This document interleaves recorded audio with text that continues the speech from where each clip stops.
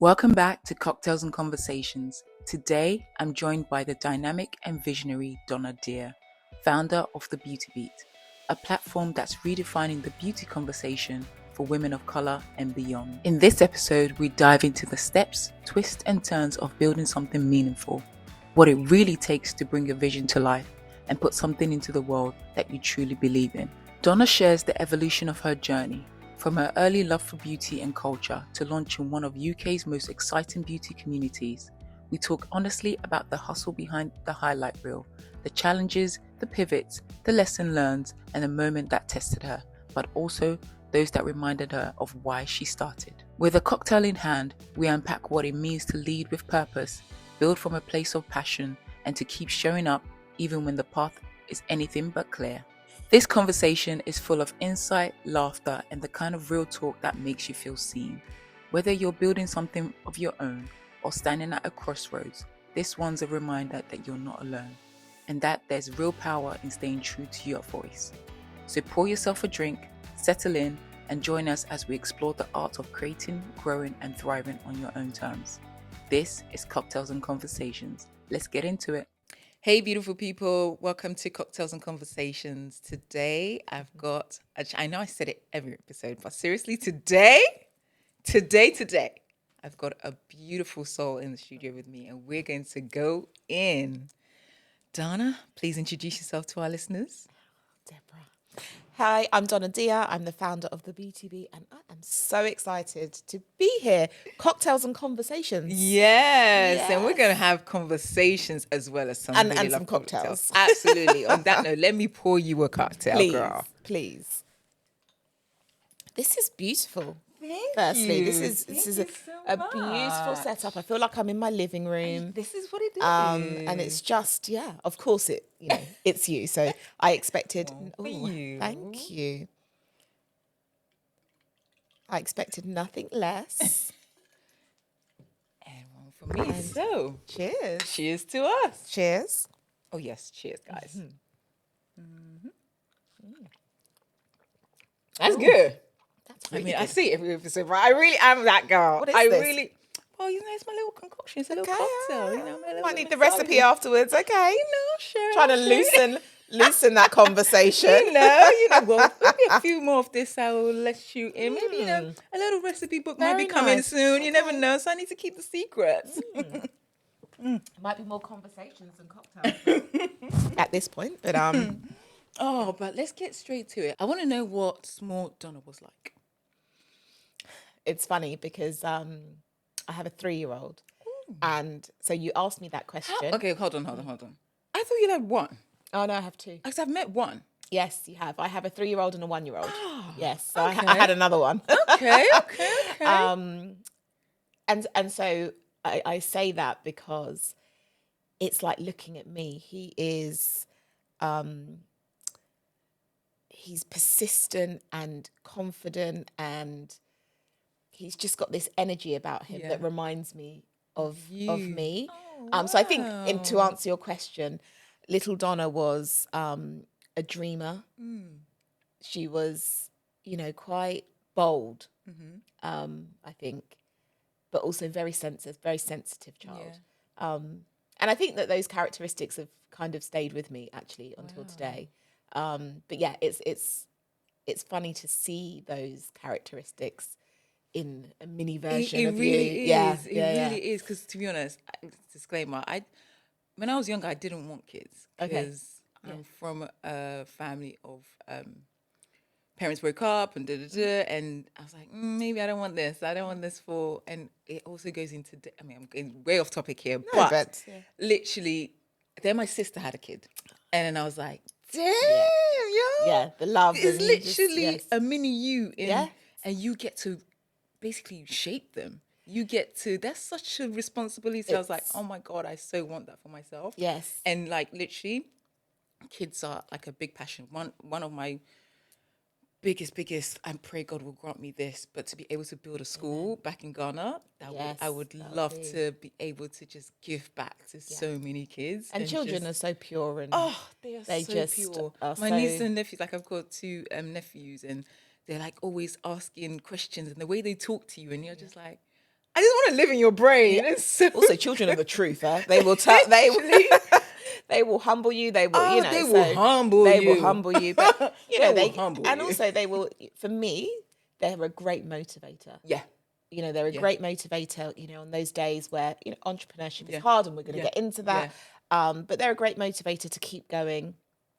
And I was quite ambitious and determined before children, so it's not a necessity, but they are a good motivator, and one of my biggest motivators is them. Yeah. Amazing. Seriously, because sometimes I'm like, it's just me, right? I'm single, I live alone. But I had to look after when my niece and nephew were really young. My sister was going away, and I had to look after them. And I swear I did more in a day Yes. than I usually do, because Productivity levels. you have to go to school run, then you have to come back. You've only got 2 hours between this and this, and then you have to do like I was on it. Yesterday I had a 9 a.m. meeting. Yeah. And by the time I had got there, I had done a day. Wow. I had done a day. So the productivity is crazy. is next level. Because So. I always think like, I was like, oh my God, I can barely like look after myself, and there's not enough time in the day for what I want to do. Let alone if I have kids. You'll find time. But I feel like you you do, because they do make you, because you're like more switch. efficient. You're just more efficient, I find, from personal experience. And that's not to say that pre-kids I wasn't efficient or people aren't. No, absolutely. But We've done some things, so we are efficient. But I just think that you don't have the time. Yeah. So, my childcare sort of ends at 4 p.m., which is quite a short working day. And so I have to ensure that, the hours that I have, everything is on lock and on point. It is regimented. Yeah. I think you the mindset shifts, right? Yes, it does. These are the times. You have to do school run. As I said, that's not going to change. Yes. And you don't want to be that late person at the gate. Right. So therefore, you work backwards a bit. Okay, I've got to do this. Got to do this. For travel, wherever you need to pick your kids from. I'm like, maybe, I want kids. At least I can be. I'm productive when now. It Don't get me wrong. You'll be amazing. But I feel like that is it. Like what you said, it is a motivator, and it is something that, because they are just, like I always say, kids do not choose to be here. So therefore, if you are blessed to have them, you have to do everything in your power to look after them, nurture them. And don't get me wrong, I'm not saying, I know some parents are strict. My parents were very strict, but at the same time, they don't belong to. They are of their own person. Yes, and I speak to my nephews, and I'm like, you're a whole human. Like Yes. you're a whole. And I do believe that a lot of the characteristics that they possess, they're born with. Yeah. That's their personalities. Literally. Yes, of course you can mold and influence and things, but they are their own essence. They have their own it's essence, so their own fascinating soul. to me. It is really, quite really is. fascinating. Please God, I pray I get a chance to raise my own kids. But anyway, we digress. Yeah, we put it out there. Yes, we could be. Oh, definitely manifesting. Tell us more about your background. Obviously, we know about B2B. We're going to definitely get into that. Yeah. Let's work backwards. Where did it all start for you? Well, I mean, I've been in events for now, giving my age away, but well over 20 years. So for me, it has always been events.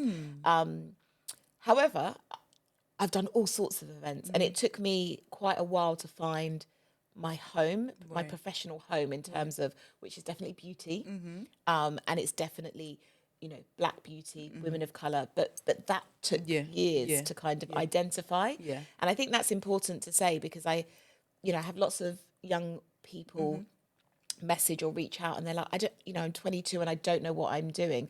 I had no clue at 22. Yeah, I was like running from here to there and trying all, lots of different things.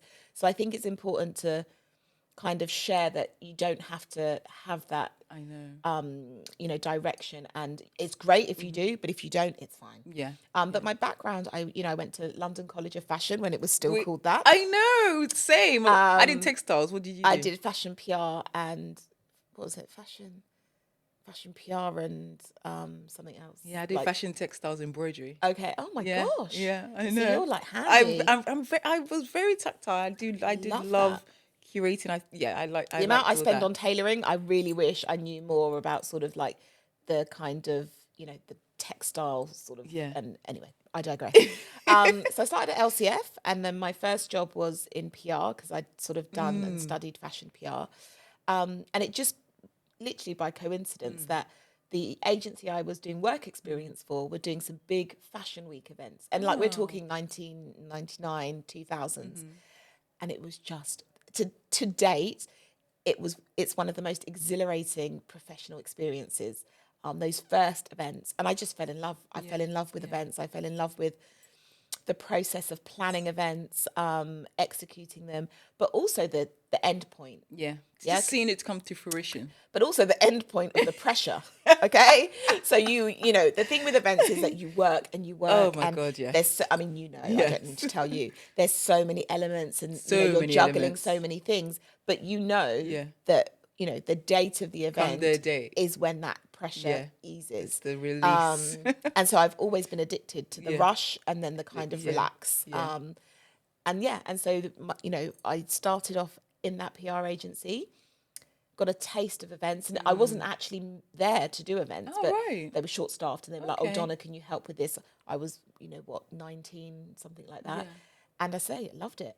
And so, and then after that, I was like, right, I'm not going to do PR and sort of traditional public relations. So you literally got the bug, and and I got the bug from one event. I got the bug, and 20 years later, here we are. Amazing. And so I always think, thank God, God always has a plan, but thank God that they were short staffed, and I got switched from press cuttings to guest list seating plans, and then the bug was truly caught. I mean, and there's so many facets of events, right? Like literally, it's like, I know everyone wants to curate events or do events, but there's like like you said, from guest list to seating to the whole experience. For me, like an event is not an event unless you're giving someone an experience. Absolutely, you're giving them.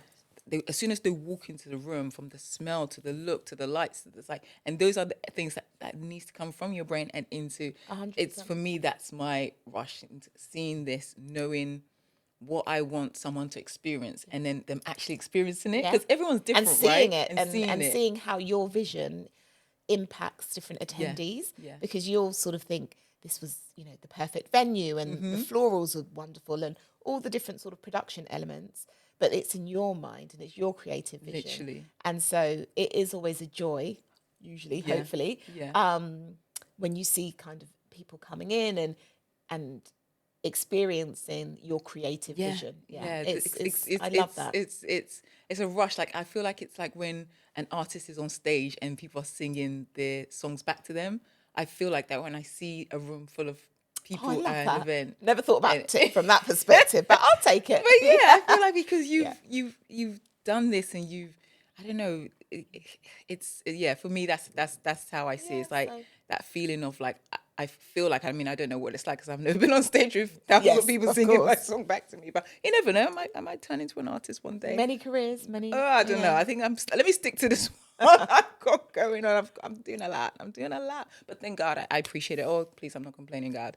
But anyway, I was in terms of events and seeing your vision come to life, and just being in a room and just getting other people to experience what you've curated is just such a beautiful thing. So how do we go from working in the agency, doing events, moving around, and then basically now to Beauty Beat? Well, I mean, as I say, it's a 20-year journey. And so I want to stress that, guys. Did you hear that? It is a 20-year journey. I did my first event, gosh, it's going back, but let's say I did my very first event at 20.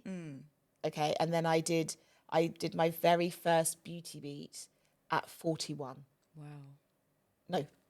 Yes, at 41. So that is, Did you always know you wanted to do Beauty Beat? Or No. I mean, and as I say, if we go back, yes, I've always consistently worked in events across those 20 years. But, I've done creative events. I've worked in pharmaceutical events. I've worked in catering.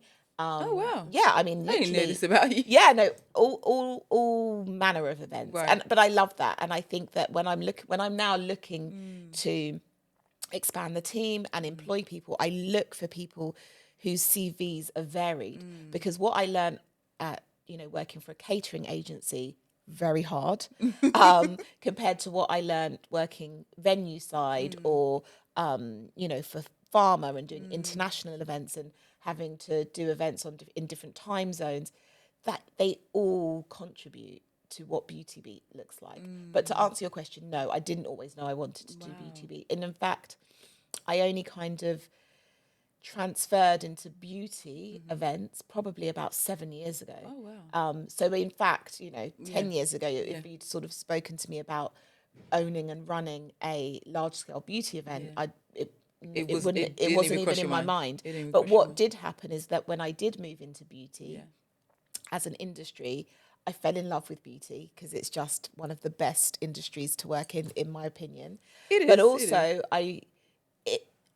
it became apparent to me that there was no beauty beat, that there was no luxurious, large scale annual beauty event for women that look like you and I. And so, actually, without that sort Which of, blows my mind, to be honest. yeah. When you say it out loud, I'm like, oh my God, yeah. Oh my God, So there that's isn't. not to say there weren't beauty events for Black beauty No, and yeah, for women of colour. there's There were. definitely things that have gone to Yes. events, black hair and beauty show and blah, but it's not in Yes. that same vein. I Which know all have exactly their what you place mean. and are Yeah. all, incredible and, have been around for way longer Yeah. than me. But I just felt that, I say this all the time, but there was such a disconnect between the events that, Yeah. we were creating in our Yeah. professional lives, Yeah. when I was at Glamour and Condé Yeah. Nast and sort of, roles before that Yeah. too.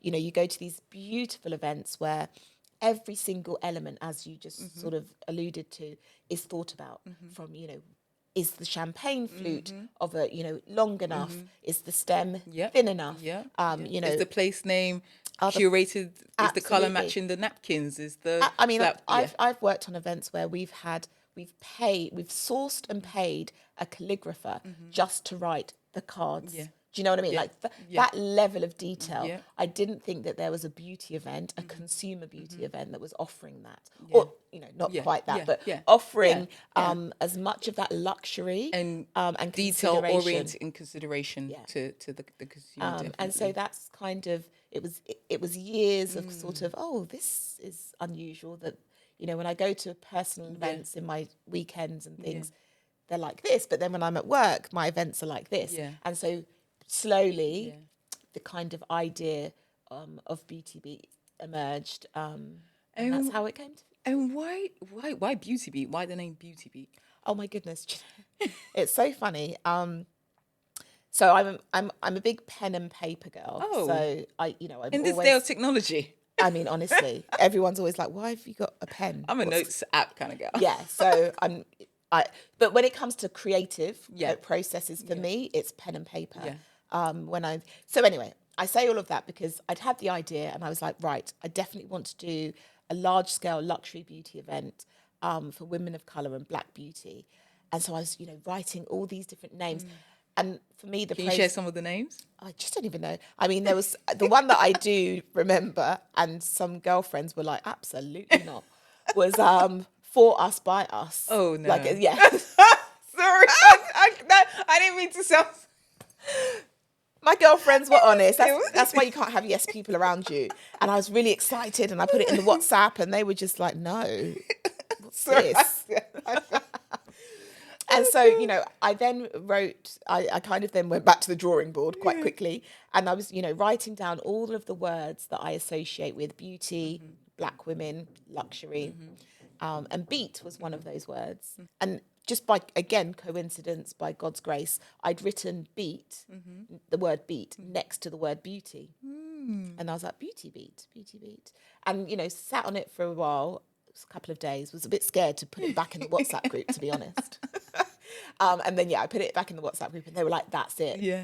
And then I then shared it with my mum. Oh. Who, children are humblers. Yeah. And I don't know, but my mother is a humbler. Like, I love her. But I there's want zero. I want to pause you there because, like, I was at the recent Beauty Beat and you just gave the most beautiful, like, tribute to your mum. She was there in the front row and I was just like, God, it was just, I mean, to see, again, seeing your kid do something and literally hundreds of women in the room because your child had this in their head and has made it a reality. I want to interview her. I want to be like, how did you feel about I mean, that? it all starts with my mum. She's just, as I said on the day, she's Yeah. a powerhouse of a woman. She raised me on her own.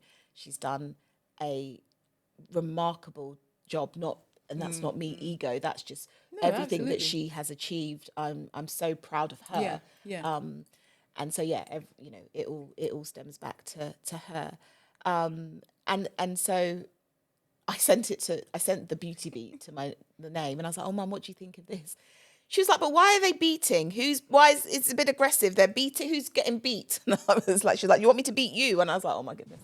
So anyway. No, I kind of agree with her though, because Yeah. when people say my face was beat, and it's Yeah. like, I always felt away because I was like, but why would you want someone to beat your face? Yeah. I always so that's what I wanted to know about the name, because Yeah. like beat is such a word that we associate with makeup, and when you slay, my Yes. face is beat to God. Yeah, and that's exactly. the whole. And So I so- get it. So when you said that, she said that, it's like, yeah, I kind of feel that too, but Yeah. I also get it. I also totally, So I was totally trying to get it. explain to her. I was like, "No, mum, that's what that's how. That's how if your we makeup's done really nicely, you slay. say She's I like, beat my face, or beat she's that like, face. well, I don't get it. I don't.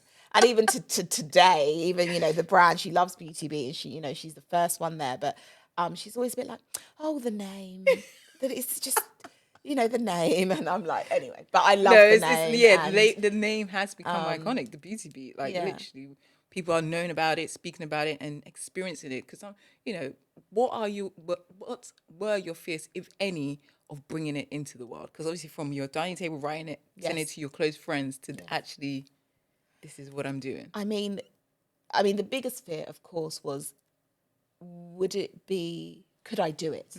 Could I do it? Even after doing all those events, even after having all that experience, all that, Look, Deborah, entrepreneurship is not for the faint-hearted. please tell them again. Like, I'm not suggesting people don't do it, and it is wonderful. But of course I was scared, because all of those events that I had done before, from events for the royal family to big, huge events, it's not my money.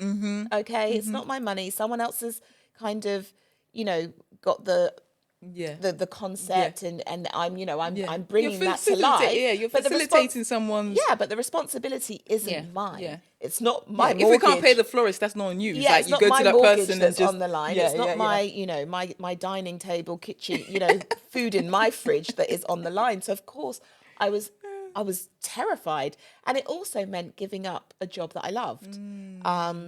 And so it was a big risk to give up a job at Condé Nast. We worked together. It was a dream, but I'd had this idea, and going back to what is little Donna like. Yeah. From day dot, if something gets in here, Yeah. I have to do it. Yeah. And so I knew that I wouldn't be satisfied at work anymore.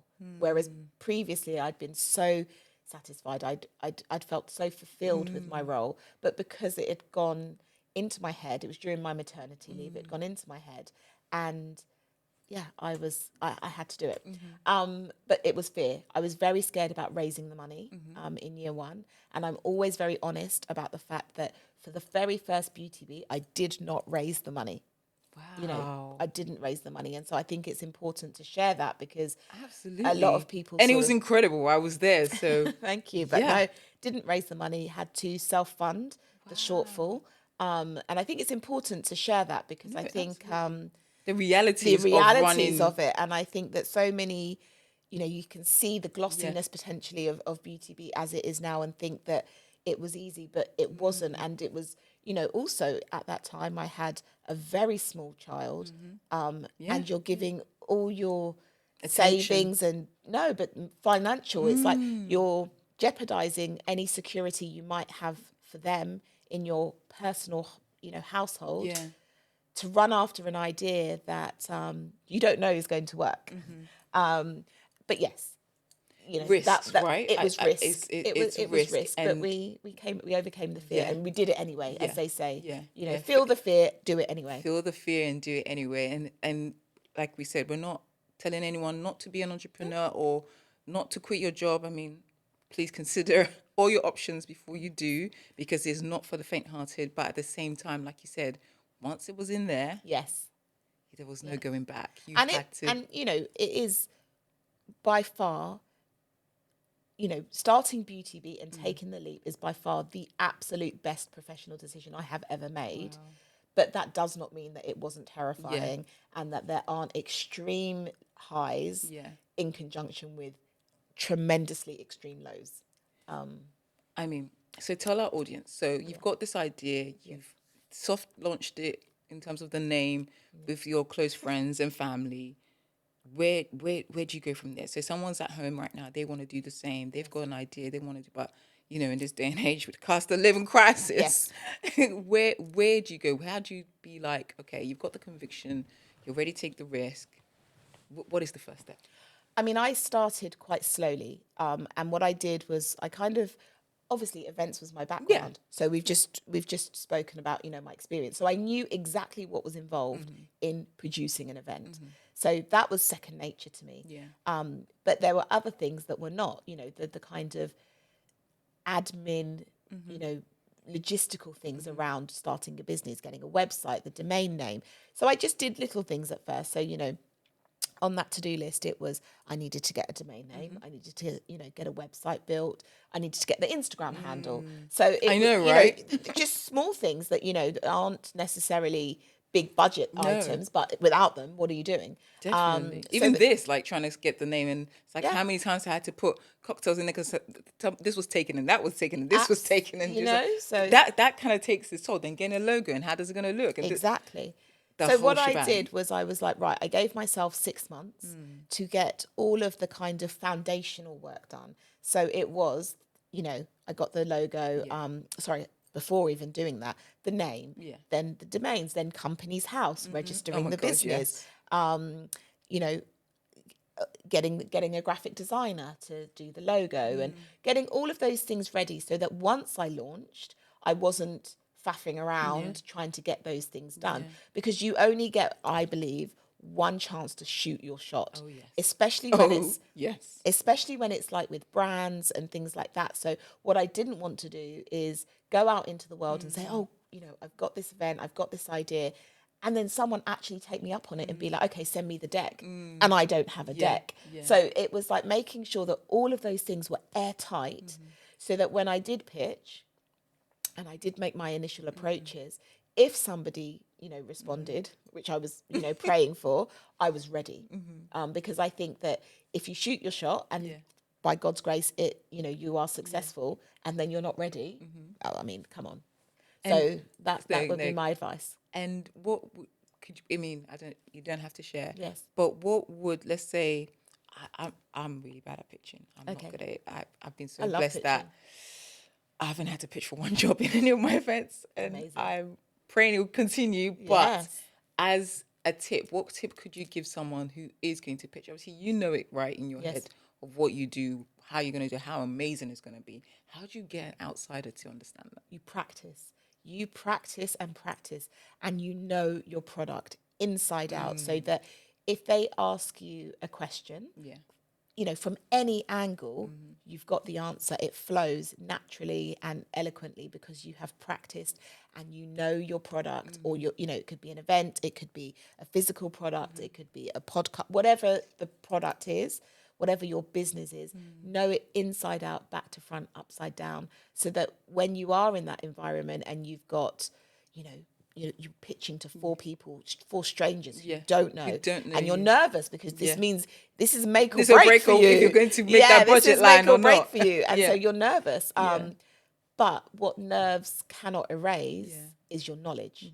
And knowledge for me, my knowledge in terms of what Beauty Beat was going to be, what I wanted Beauty Beat to be, gave me confidence, because you couldn't really ask me a question that I couldn't answer around the business.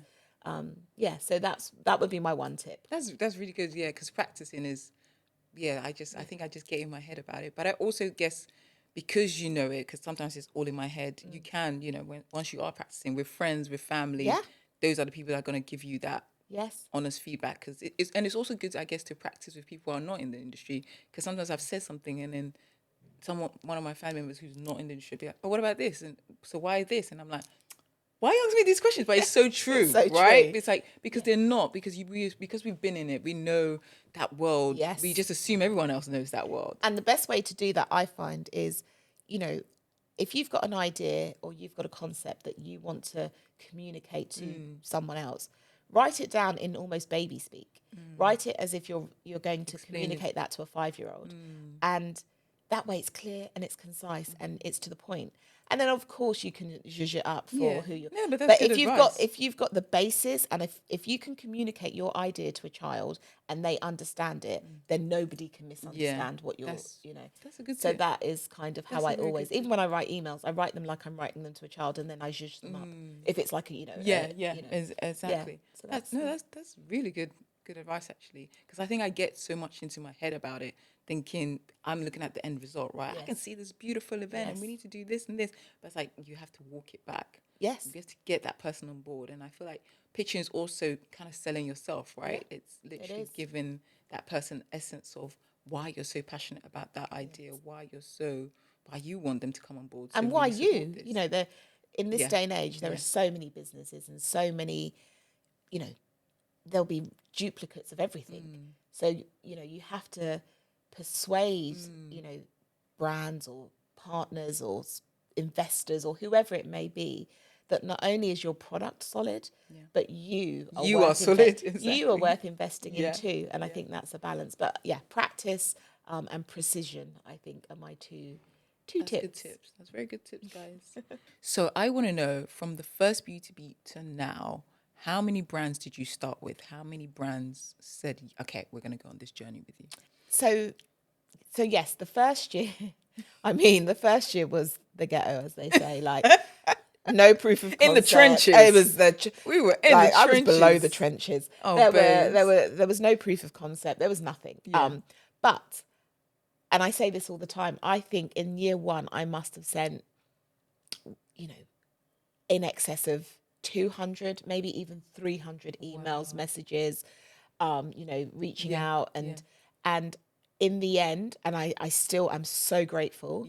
I signed 5. Wow. Yes, which was that's incredible. But Yes. guys, I just want to understand, from 300 emails Yes. to 5. So don't be disheartened when you send Don't- 10 and no one replies. And remember, a lot of those emails, I knew the people, so they weren't necessarily all cold. Yeah, cold. Exactly. But the response was cold or non-existent. Like, Well, that's a whole conversation I Yes. could go into, because from our industry where we are, right? Yes. There's, when you're in it, you're in it. Yes. And everyone, it's all love. When Yes. when we're in the club, we're all friends. But as soon as you come out of the club, they're like, who are you again? Yeah, and what is it? everyone's busy, right? So Yeah, we everyone get is that. busy. So there's me. To me, this is my world. Yeah. I'm so excited, and I've got vision, but some people are just not interested. They'll need proof of concepts, and I get that. But B, also, you've got 2,000 unread emails, and so my email Same. sort of saying, "Can I have 30 minutes of your time to pitch my important idea?" You're like, no. When so from the 300 odd emails, I think 5. Wow. And that felt like such an achievement. It was, and I'll always be grateful for those first five brands. Fantastic And, 5. the fantastic we 5. salute you. We salute you. I know who you are. We salute you. Always got my love. But it was a great first event, though. And that goodie bag, we're going to get into the goodie bag, but you're B2B is famous for that goodie bag. And that, anyway, Yes. we'll dive into it. I digress, but I'm telling you guys, if you haven't already, I think she hasn't announced it yet, but just get ready to buy that ticket, because that goodie bag, Yes. it's worth 10 times the ticket. Just saying. But anyway, go on. So the 5, you got the 5. And then how did you then get those 5 to, like, obviously this is what it is, you've sold it, right? Yes. How did we actually make it through to the actual day? Because sometimes you can get the 5, right? Yes. And then it's like, they might drop off or things happen, or by the time they get through to the red tape, how did you then, they said you're going to back you. How do you then get them to the finish line? Well, that's kind of what I was referring to in my previous answer. You have to be ready. If someone says yes, you can't blink. Someone says yes, the contract's in your inbox before you even had a chance. You can't give them a chance to even back out. Do you know?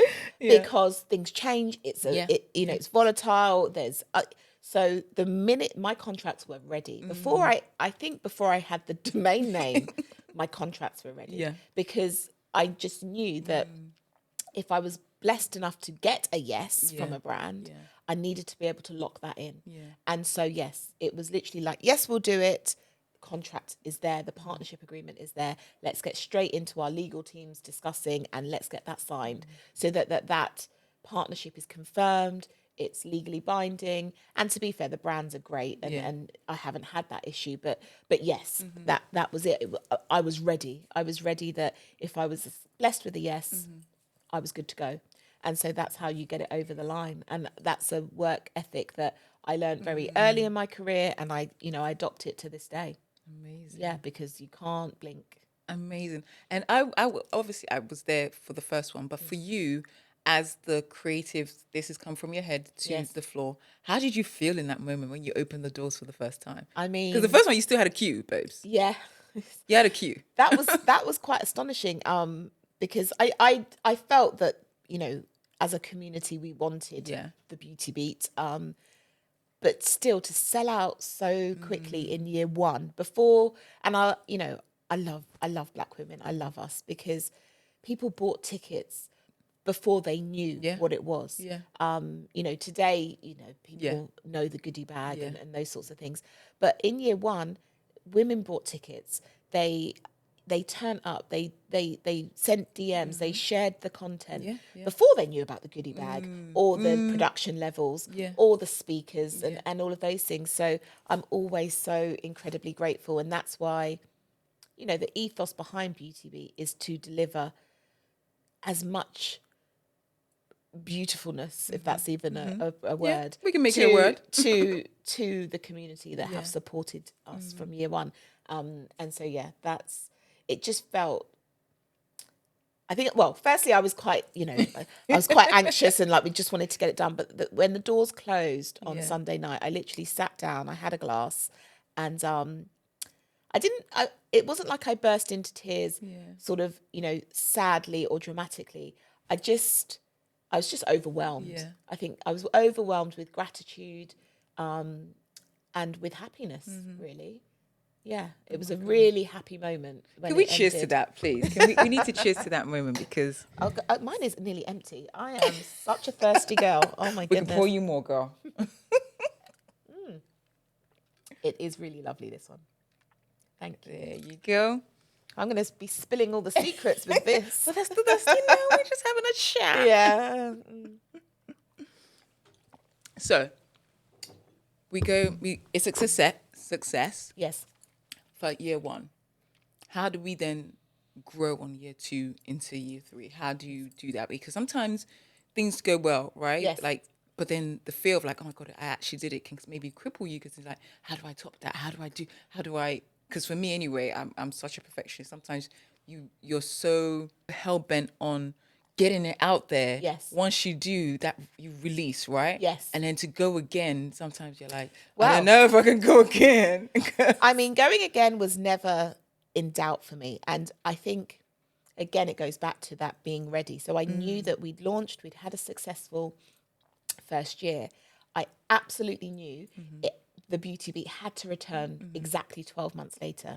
It had to. We couldn't take a year gap or, it had to return. Yeah.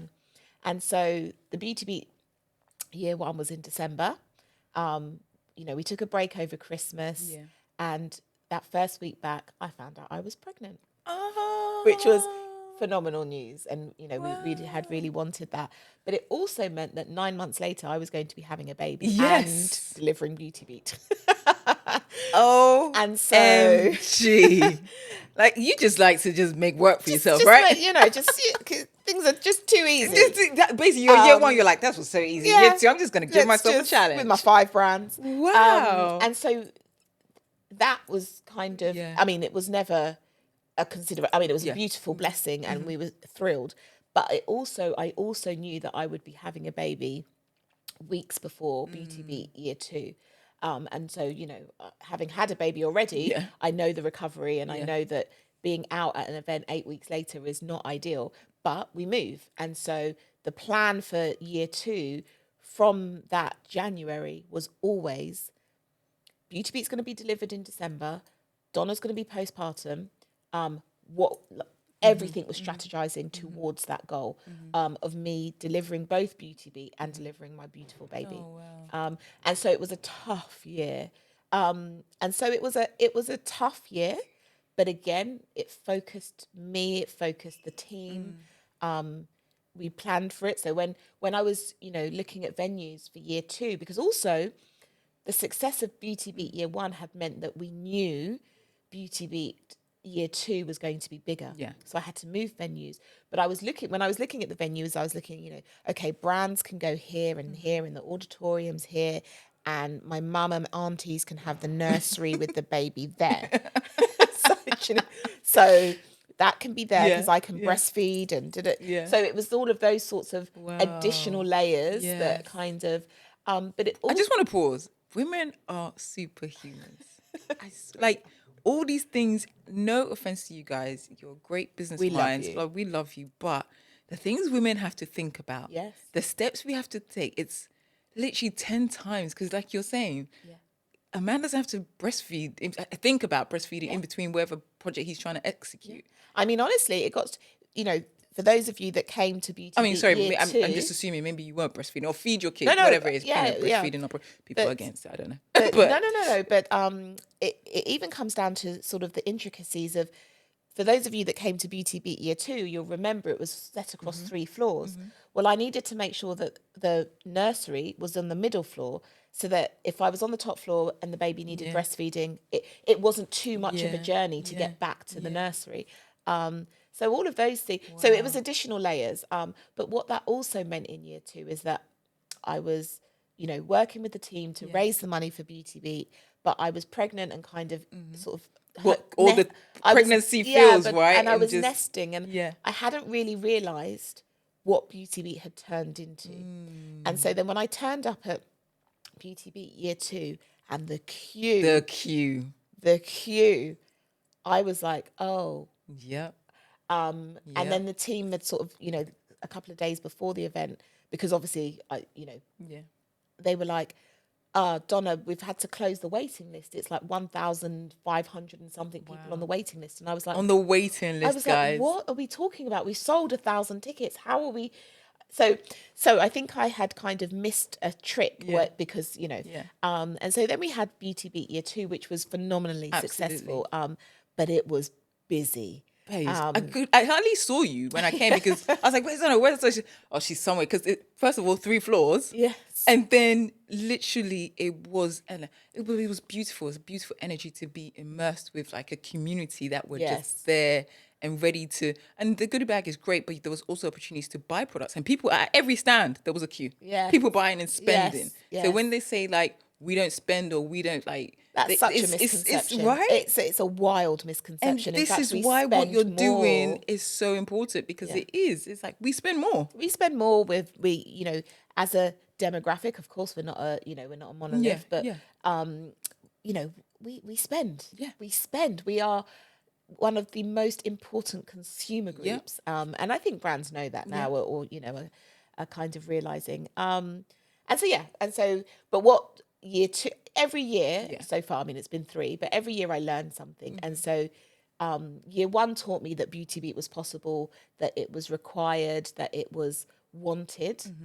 Year 2 taught me that it was established. And so then we had to pick. That's incredible. A bigger venue. Yes, you did. And the thing about your venues as well, you picked some really good, I know it's from your experience and you have contacts, but again, to think about someone in that way, to think about your audience in that way, it's so beautiful, because every time I walk in there, I'm like, oh my God, this is so like, oh my God, there's something to see, there's something to do, there's all these things. I'm like, oh my God, you thought about this, and that's so good. And it's just really, really beautiful. I just want you to know that. Oh, honestly, thank you. Don't make me cry with the cocktails and the compliments. I'm like, oh my goodness. You deserve it all, girl. Take your flowers. But I always say that Beauty Beat is a privilege. It is such a privilege to work on the Beauty Beat, to spend my professional days curating experiences for women that look like us. That is an honor to get to call that work. Oh, wow. And growing, I mean, we've done year 3, so now year 4. Yes. Can you share anything that people could be expecting? Any exclusives? I mean, with year 4, it will be in November again, I think. I hope. No, I hope it's gonna be. It's gonna be. Oh no, it'll definitely be. It's just sometimes with availability and venues, venues and yes. things, you know. But this year, I think the one thing that I would like to incorporate into this year and going forward is, and you listen to the community. I think that's so important Yeah. that I listen to feedback, and what's clear is that a lot of many of our attendees want interaction, they want instruction. So it's great to have the panel discussions. I think they're hugely popular and much loved, but I think we want to introduce workshops where you can, I don't know, is it cane row classes, is it how to contour, is it I need a bit of that because I don't yeah, understand how to do a contouring, smoky eye, and actually, you've got your products there, and you've got an MUA or an expert saying to you, actually, for your particular eye shape, put the eyeliner here or whatever it is. I'm Instead not of in it, I don't know. But yeah, so I think it's that interaction piece that we want to build on this year, as well as, of course, more brands, more giveaways, bigger goodie bags, all of those things. I also want to. I think it's really important. Like, I love the fact that Beauty Beat is like an annual staple in the diary now. Thank God. Yeah. But we can be doing more for this incredible community that we've built throughout the year. So how can we, get products to our community? How can we get experiences outside of the actual big flagship event, Beauty Beat right. event? And so that's the kind of Ooh, aim for this year. Yeah. How excited. Like, Donna, I seriously support you from year one. We'll You have. continue supporting you have. all the way through. I think what you're doing is so incredible. Like, absolutely game changer. Absolutely game changer. And I guess now we might be thinking global, something in Europe. I haven't seen anything like that. So maybe we could take it. I'm manifesting this with you, girl. I can see it. I can let's see see. it. There's I a can few, see I think. Oh, spoiler. So she's about to spill some tea, guys. She's about to spill All some I tea. will say is that you have to be ready. And so, like with Beauty Beat, in the UK, it launching here, there were certain things that needed to be done, from a legal and logistical perspective. And so maybe those things are being done elsewhere. Oh, I'm so excited. But yeah, Europe would be amazing. I mean, have you been to Paris? Well, I have. Ooh la la. So we. Come on. Anyway, Anyway, right. yeah. We digress. So we don't want to share too much. We want to keep you guys and also, intrigued. we don't want to speak before. And just get people excited before it's ready. Yeah. It's good. But it would be a dream. It would be a dream. Absolutely, and I think there's so much room and scope for it because we are everywhere. Yeah. Oh my goodness. Are everywhere. Yeah. So, but also, can I just say that as well as any international hopes, one of my real ambitions is to get to service the ladies who are a bit more, up north and further north of the country, because I think that it's so important. I love London. It's where the majority of my contacts are, and all of those sorts of things. But there are so many women of colour and Black women outside of London. Absolutely. And so it's really a real personal mission to kind of try and engage with them and service them the way that we are hopefully doing in London as well. Yeah, no, absolutely. I mean, I do, but like I said, when I go to the event, I'm literally looking at the queue, listening to people. I kind of eavesdrop on conversations, and people do travel from outside London. But I also hear there's some people that can't, right? Yeah, There's some people that aren't able to. So it's like to be able to do that for them, because London is a hub, but like you said, we are everywhere. But also, I want us to have access to things on our doorstep as well. So, a lot of sort of collaborations we've got coming up this year are nationwide, but equally it would be lovely that if you are a Manchester babe or a Liverpudlian babe, that you could come to a Beauty Beat that is closer to you, as well as if you want to travel to London. So I think, yes, international is definitely, an ambition, but the UK and servicing the UK fully first is top. Is the goal. Okay, that's good. Okay, I want to get into some nitty gritty. As a company owner myself, I feel like it's my baby, right? Yeah. But in order to do what you've done, in order to be able to service all these people and then basically take it out to the masses and grow the business and grow this event, you have to rely on people. Team, team, team. How do you do that? Because I'm very, I'm not saying it's hard to delegate because it's Yes, it is. it's in my head and Yes. I'm the only one who can do it this way. But it's like, how do you then give that baby or half of that baby or a bit of that baby to someone to trust that they're going to execute it in Because that they're way? excellent. My team are excellent. Oh, wow. They are excellence personified. How did you find them though? That's hard. That's what we need. Yeah, that's hard. But okay, and I think you have to split it into two parts. Okay. In the fact that if you want to grow a business, you're going to have a team, and you're going to have to delegate, because there is only one of you. As Yes. incredible as that one Deborah is, Yeah. one Donna, there's just one, and you can't do it all. But I think it is about finding team members who are excellent in what they do. Right. If I'm the best at each department, Yeah. I've hired the wrong people. My social media team are way better than me. We're not even on the same level.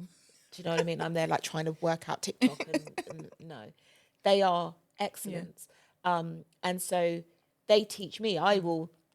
You can't have ego, okay, I'm the founder, but what does that mean? It doesn't, just because I had the idea, it didn't come to fruition just because of me. And so I will say to them, what shall we do about this? And they'll say, X, Y, and Z. I'll make the final decision and, go with my gut and all of those things. But they are excellent in their own right. The partnerships team, yes, I have, certain clients and things, but Great relationships. I have great relationships, but so do they. And so they go off. I have complete faith in and trust that they're doing their job, because that's what they are excellent in. Right. But they also understand the Beauty Beat sort of vision. And so I think it's about surrounding yourself with the right team. And so the second part of that is, how do you find the right team? And the answer to that is, it takes time. Okay. Because I feel like in this day and age, Kim K said, nobody wants to get up and work. It's like, how do you actually, I mean, don't get me wrong, people are good. I'm not saying everyone's bad, and there's definitely people that work hard. Yes. But I feel like in any industry, what I hear constantly is about the workforce in terms of, retention and trusting people and people actually wanting to work instead of, they come in, they do things like, oh, actually, I need to leave, or they're not delivering, or they're not. And when it's your baby, it's hard to then give that person a chance after chance, or to keep going in hiring, I don't give chances. Right? Oh, no. Tell me. No, but one strike, I can't. One strike? Yeah. Because we don't,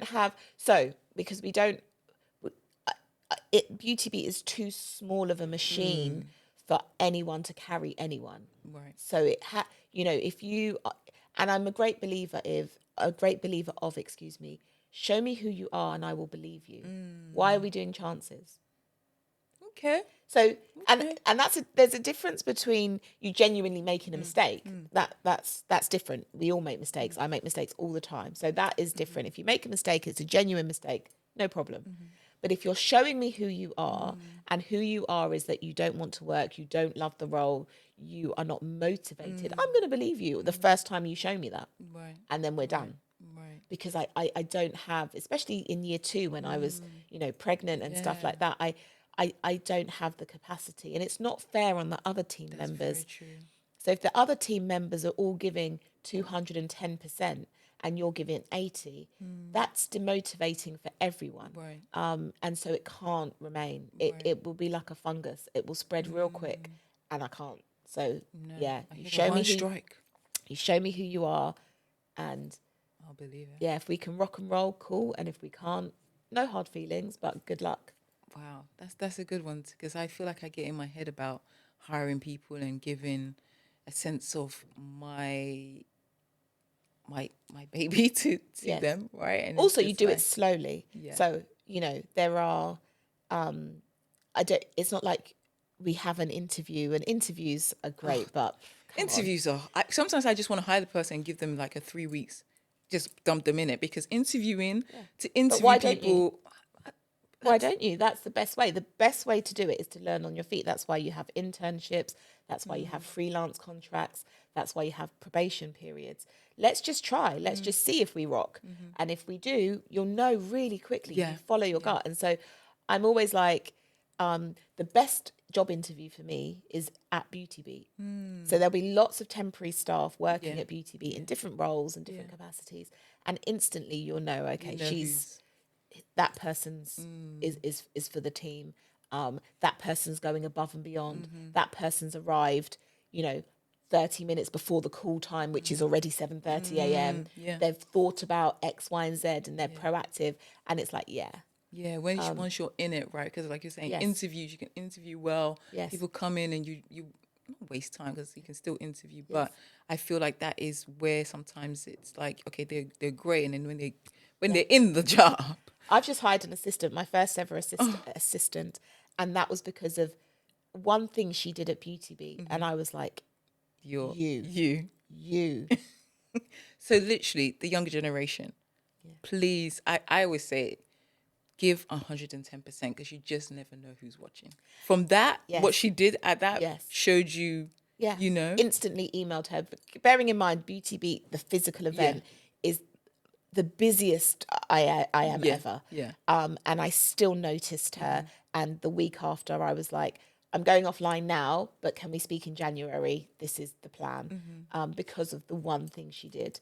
And so I think that's it. The other thing I'll say, which is a bit off topic, Go on. I get so many, lots of emails, people wanting to sort of work and collaborate around Beauty Beat. And it fascinates me that everything is about packaging, okay? Oh, yeah. So if you're sending an email, dear Donna, hello Donna, I get things that are like, hi, I'd like to work. What? And then the name. No. So, okay, go back.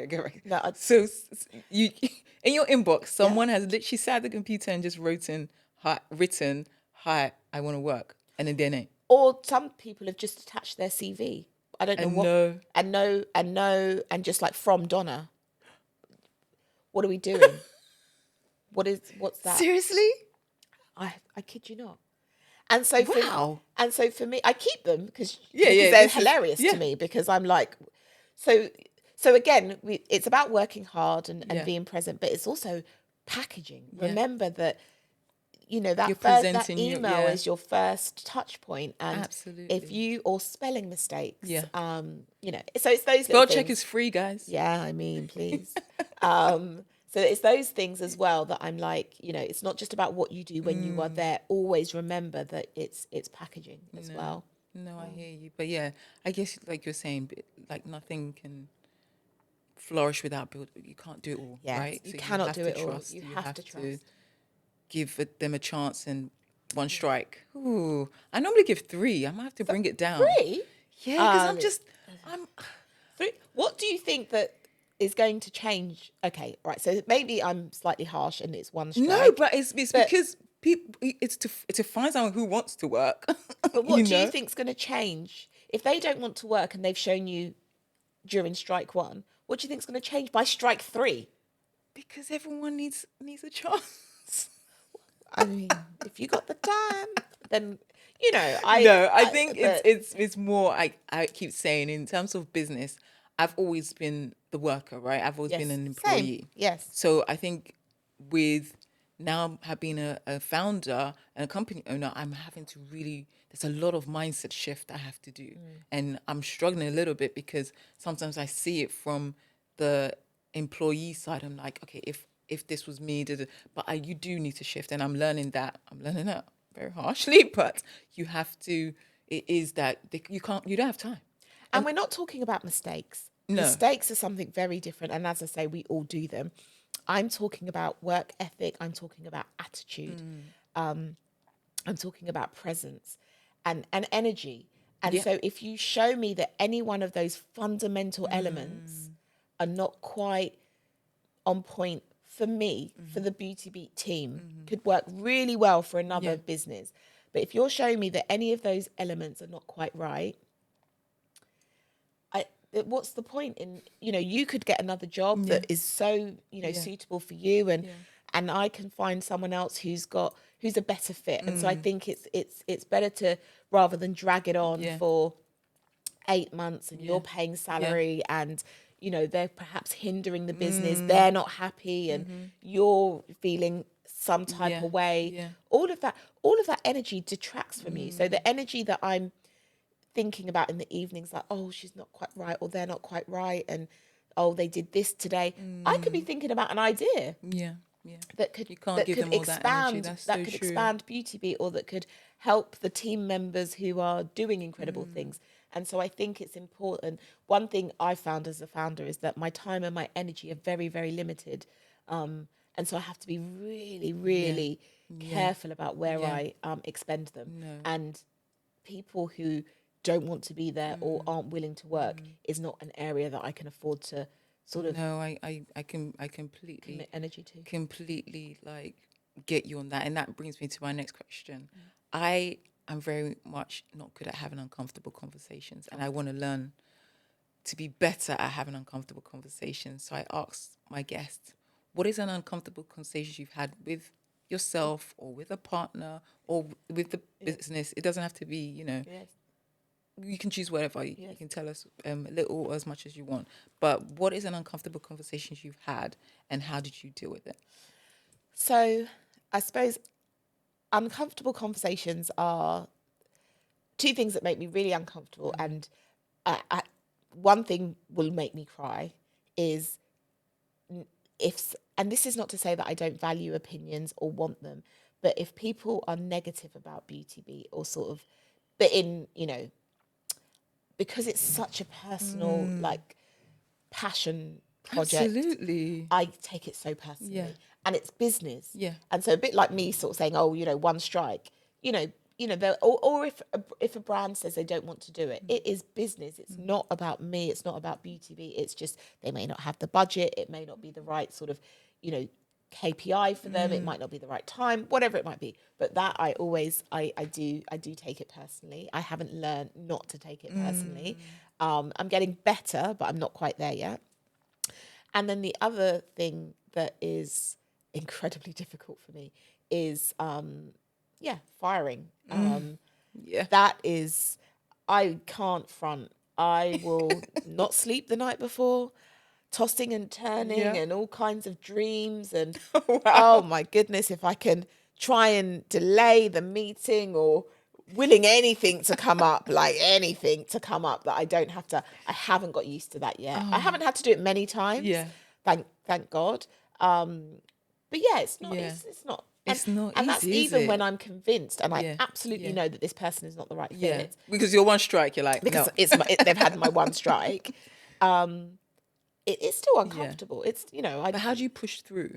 Oh, because you have no choice. You have no choice. And I'll be completely real, is that when I'm procrastinating and I'll look at the bank balance and be like, well, you can either not have the conversation and pay them again or have the conversation and save the budget. And, Beauty Beat is a bootstrapped business. It is independently owned. I don't have investment. So every penny counts. It really does. And so that's the motivation. That'll get you through it. Yeah. I hear you. And that's like, the thing you have to think about. It's thinking about those differences, because when you're in a normal regular job, right, you can close your laptop and I'll do it tomorrow, or if this thing doesn't go through, it doesn't really affect you. Yes. Because someone else in the back end, like someone else is doing, right? And now that you become the employer, it's like you have to think about those elements. Those elements are, and that's why maybe I do the 3 strikes, because if they are, it's not their baby. It's not their baby, but thing. So it's like, why you not that you're expecting, but why you making it seem like they should care so much, right? But I also get it on the flip side that when it is yours, you want them to. I want someone to come into my business and care about it the same way, but they're not going to. I don't even want you to care. I mean, it's a great bonus if you care about it. And I know actually my team do care about it. They do, because, they go above and beyond daily. But equally, and I won't say I've never done it, but very rarely outside of Beauty Beat weekend, I will never email my team after 5:30. You can schedule that for 9 a.m. Weekends are a no-go. You know, I don't, unless it's an absolute emergency, and I mean an emergency, you know, they still work. They are, you know, so they have to have their own lives, and they have to have, so I don't expect them to do what I do, which is to jump on the laptop at 9 o'clock, 10 o'clock and work through. Not at all. That is not fair of me. And so how I treat Beauty Beat and my working schedule is not what I want for them, because the rewards are not the same. And so, but equally, when it comes, just going back to sort of, if I have to fire, I also think about it from a monetary perspective, but also a time, because, right, say I don't have that uncomfortable conversation, you're not doing the job well, which is why we're having to have the conversation. And so I still need someone to do that job. So either I'm going to have to double up and pay someone to do what you're not doing, or I'm going to have to do it, which is taking time away from my children, my family, any slither of me time I might have, because I'm having to now carry you. So it's not just a financial like impact, it's also a time impact, which is already short. So it's those things that will help me to push through and have the conversation, even though I really, really don't want to. That's so good, because it's so true. When you think about it that way, you do hire someone so you can get your time back, right? Right. That is the whole essence. And if they're not doing that for you, what is the point? So you have to go through with that uncomfortable conversation and do it, because otherwise you're sacrificing yourself. So what is the point? And we talk about self-worth and, you know, loving ourselves, but that can show up in very different ways. And so for me, having that uncomfortable conversation loosely translates to, you know, investing in me, because I'm now not having to do, I can hire someone who can do the job so that it frees me up a little bit more. And so I try and remember that as well when I am having to have conversations that I don't want to. Oh wow, that's that. Okay, I'm going to take that one, because that's really good, especially in business. It's hard enough in personal life and friendships, but in business, you do, once you do think of it that way, it totally makes sense. And yes, it's going to be uncomfortable. I don't think there's any kind of cure in that, but to kind of push through to do it, it kind of saves you time in the long run. Exactly. And also there are so many sort of environments and situations, whether that be our personal life, family, whatever it might be, where you can't cut. You can't have that uncomfortable conversation. So you may as well do it in the one area that you can, which is business. Do you know what I mean? So absolutely. That's a whole nother conversation. Yeah, exactly. That's a whole nother conversation. Oh my God, this has been so beautiful. So tell us, outside of Beauty Beat, what makes Donna happy? What makes you feel like, okay, because now this is work. Like, so when we're in our corporate jobs, in the weekends we'll do something to like forget that. What do you do to not say forget it, but to just put Beauty Beat down and have Donna time? I have to say, up until this point, the first 3 years of business, I haven't done so much of that. And I was saying to a girlfriend the other day that actually, you know, there is some mum guilt, regret around my ferocious focus on Beauty Beat. And so, yes, I do. You know, one of my kind of hopes, I don't do really resolutions, but one of my hopes for 2025 is that I can switch off a bit more. And when I'm in my family time, I'm fully in it, because that was what was lovely about the Christmas just gone. I switched off and I was fully focused and invested, and it was beautiful. So more of that. I love getting my nails done. Well. I'm not even, I mean, she says, I mean, I just literally, but going to the nail shop and just sit, I don't know, it's just something really. That's my time. I love it. Like, these take 3 hours. Yeah, I can see, honey. I can see. But those 3 hours yes. are my moments to daydream. Yes. My moments to just not think about anybody else, but just what is happening, what design I'm going to get. You know, like some people, it's, you know, getting their hair done, going to the hair shop. No, for me, it's sitting in the chair, getting a pedi and a manicure, even if it's just a clear, like, you know, that, and I love that. acupuncture. Ooh. Acupuncture. Acupuncture is game changing for me. I just think it is. I discovered it when I was having, you know, fertility issues, which is another thing. But yeah, and I swear by it. I love it. It is so. It's, needles. Yeah. I don't know, guys. I Yeah. don't know. Needles. Honestly, it is for that nervous system anxiety. Well, yeah. What are the benefits? I mean, I'm no expert, but some real medical like Really? benefits that you'd have to speak to. Yeah. Do your own research. Do your guys. own Do your research. own research. But I believe Yeah. that it has a, for certain medical conditions, acupuncture can be phenomenal in conjunction with, whatever your doctor recommends. So that's like from a medical perspective. When I was having my children, there were medical things that I had acupuncture for. But just on a holistic lifestyle wellness sort of perspective, it's so good for your nervous system. It's so good for digestion, for your menstrual cycle, just getting your internals back on point. And that can only ever but be beneficial for you externally. It's good for my sleep. It's just a wealth of benefits that I've found acupuncture to deliver. Wow. Yeah. So that is, if I'm on the bed, and it sounds mad, but like putting the needles in. I even really love it. They don't do it often because it's quite specialist, but electricity acupuncture, where they put the needles in. And now she's getting. I'm just so like. Your Can you see my face? I don't know if you can see her Deborah's face, but that was hilarious. So they put the needles in, and then the needles are kind of wired to a machine, and they switch that on, and then it kind of gives you electric shocks. Little electric shocks. I know about hot stone massage, electric acupuncture. Babe, honestly, we need to delve into. Can we get this at the Beauty Beat? Yeah, I can imagine. Come on, this could be. But these are the things that, I mean, not electricity acupuncture, but there are those sorts of experiences that I want to kind of, for women to experience. Because like again, like try it. The knowledge, like you've just shared this. It's like I was like, what? Yeah. This is those kind of things that we could read. To be honest, B2B is an education center. That's what I really want it to be. It really is, because there's certain things I'm like, oh my God, like I didn't know that. Or like you meet someone, in the queue or in the auditorium, and you just, I don't know, it's just a lovely community that you've built. And really incredible. I just think that was always what Beauty Beat was.